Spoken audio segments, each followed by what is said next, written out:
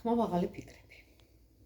არა, დღეს ხმამაღალ ფიქრებზე არ ვისაუბრებ, იქნებ როდისმე სხვა დროს, არ ვიცი, ვნახოთ, მაგრამ სწორედ ხმამაღალი ფიქრები იყო მიზეზი და სწორედ ხმამაღალმა ფიქრებმა მიბიძგა, რომ ეს ვიდეო ჩამეწერა თქვენთვის.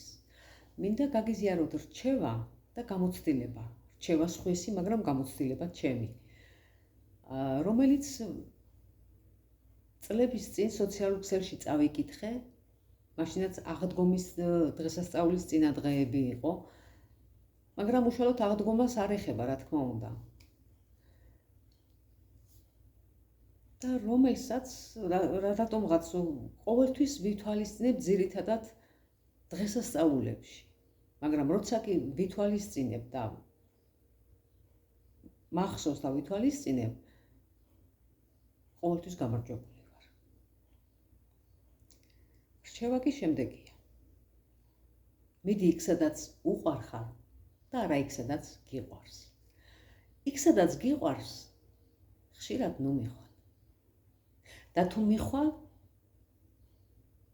დიდხანს ნუ ჩამოჯდები. და თუ წამოსვლას დააყოვნებ, ბევრი არ ისაუბრო. და თუ ბევრს ისაუბრებ, კარგად დაფიქრდი რა სიტყვიო.